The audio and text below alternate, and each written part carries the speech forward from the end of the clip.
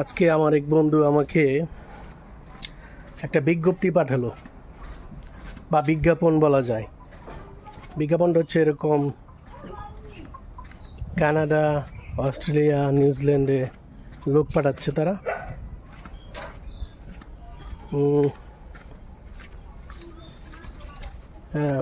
বিভিন্ন ক্যাটাগরিতে তারা লোক পাঠাচ্ছে। তো তাদের ওইখানে যেরকম দেখলাম আমি, তারা যেভাবে পাঠাচ্ছে বা পাঠাবে চিন্তা ভাবনা করেছে, পাঠাচ্ছে না, পাঠাবে, এইভাবে আসলে ভিসা হবে না।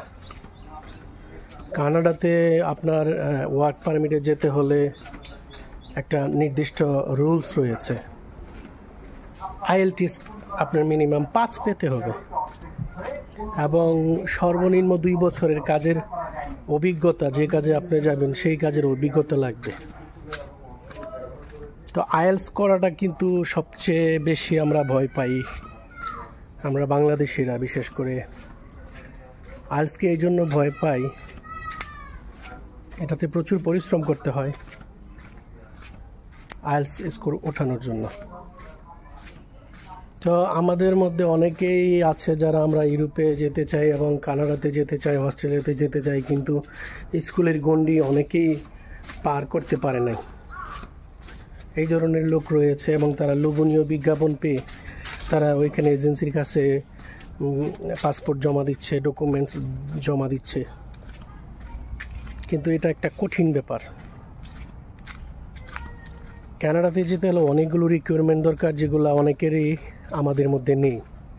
কিন্তু এজেন্টরা যে সুন্দর করে চমৎকার করে বিজ্ঞাপন দিচ্ছে, লোভনীয় বিজ্ঞাপন দিচ্ছে, এতে আমরা কিন্তু প্রলুব্ধ হয়ে আমরা জমা দিচ্ছি। বাস্তবে কিন্তু এই এজেন্সি দেখা যাবে আপনার 6 মাসের বেশি টিকবে না, বা এই এজেন্সি ব্যাঙের ছাতার মতো ঢাকা শহরে গজিয়েছে। এজেন্সিগুলো আপনার টানা 6 মাস আপনাকে মেডিকেল, তারপরে ইন্স্যুরেন্স, তারপরে অ্যাপ্লিকেশন ফি বাবদ নানান কথা বলে তারা টাকা কিন্তু আপনার কাছ থেকে নিয়ে যাবে। টাকা নিয়ে যাওয়ার পর তারা কিন্তু 6 মাস এরকম করে কয়েকশো বা 500, 700, 1000 মানুষ থেকে এরকম তারা টাকা পয়সা নিবে। টাকা পয়সা নিয়ে তারা এই অফিস ক্লোজ করে তারা আবার নতুন কোনো নাম দিয়ে, ভিন্ন কোনো নাম নিয়ে তারা আবার ঢাকা শহরের কোথাও গিয়ে আবার তারা নতুন একটা নাম নিয়ে তারা আবার এজেন্সি খুলবে এবং সেখানে আবার চমৎকার করে একটা বিজ্ঞাপন দিবে। আপনারা আমার মতো যারা প্রলুব্ধ হবে এবং তারা সেখানে জমা দিবে, টাকা পয়সা, ডকুমেন্ট জমা দিবে। জমা দেওয়ার পরে দেখা যাবে তারা আবার সেখানে এরকম করে অনেক মানুষের কাছ থেকে টাকা পয়সা হাতিয়ে নিয়ে তারা আবার চলে যাবে। এইভাবে কিন্তু আসলে ভিসা হয় না, এটা একটা কঠিন ব্যাপার। কানাডাতে যারা প্রসেস করে, যারা সঠিক লয়ার, তাদের কাছে যান, তাদের কাছে পরামর্শ চান। যদি কিছু টাকা লাগে ও খরচ লাগে, আপনারা তাদের সাথে যোগাযোগ করুন, তাদের সাথে কথা বলুন।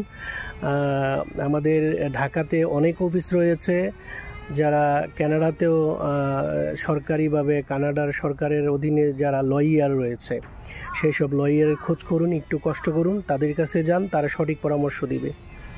কিন্তু এইসব ভুয়া এজেন্টের কাছে আপনি টাকা পয়সাও হারাবেন, ডকুমেন্টস, কাগজপত্র হারাবেন, সব কিছু হারাবেন। সুতরাং এত লোভ করবেন না, এত লোভ ভালো না আসলে। যে কানাডার মতো দেশে যাবেন, আপনি অস্ট্রেলিয়ার মতো দেশে যাবেন, সেখানে কাজের কী রিকোয়ারমেন্ট, আরও ভালো হয় যারা একটু ইন্টারনেট বোঝেন, ইন্টারনেটে গিয়ে সার্চ করুন যে কী কী রিকোয়ারমেন্ট লাগে কানাডাতে যেতে, অস্ট্রেলিয়া যেতে, নিউজিল্যান্ডে যেতে।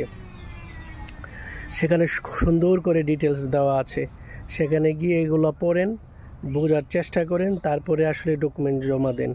আমাদের এই বাংলাদেশে আসলে যে প্রতারণা করা হয়, বাটপারি করা হয়, এগুলো আসলে অতিরিক্ত।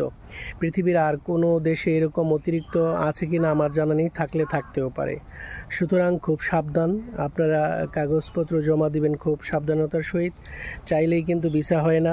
ইউরোপের, কানাডার, আমেরিকার, অস্ট্রেলিয়ার এগুলো অনেক ব্যাপার স্যাপার আছে, হ্যাঁ, জেনে বুঝে দেন। আপনি চাইলেই কিন্তু আপনি মিডল ইস্টে যেতে পারেন, হ্যাঁ, ডকুমেন্টস বা টাকা পয়সা হলেই যাওয়া যায়। কিন্তু ইউরোপের ক্ষেত্রে ভিন্ন, বা কানাডার ক্ষেত্রে ভিন্ন, আমেরিকার ক্ষেত্রে ভিন্ন। এগুলো আপনাকে সচেতন হতে হবে। যদি আমি সচেতন না হই, তাহলে কিন্তু আমাদের অনেক লস হয়ে যাবে, অনেক সময়ের লস হবে, তারপরে অনেক টাকা পয়সা খোয়া যাবে, অনেক স্বপ্ন ভেঙে চুরমার হয়ে যাবে। কারণ আমরা যখন পাসপোর্ট জমা দিই এজেন্টের কাছে, কোনো এজেন্টের কাছে জমা দেওয়ার পরপরই কিন্তু আমরা স্বপ্ন দেখতে শুরু করি যে আমরা কবে যাব, কখন যাব, মাসে মাসে টাকা ইনকাম ইনকাম করব, পরিবারের কাছে টাকা পাঠাবো, অনেক কিছু স্বপ্ন আমরা দেখে থাকি।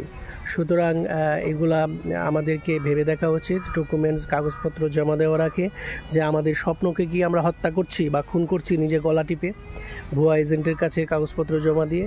সুতরাং সাবধান, সচেতন হন। সবার ভালো থাকা এবং সুস্বাস্থ্য দীর্ঘায়ু কামনা করে আজকের মতো এখানে শেষ করছি। সবাই ভালো থাকুন। আল্লাহ হাফেজ।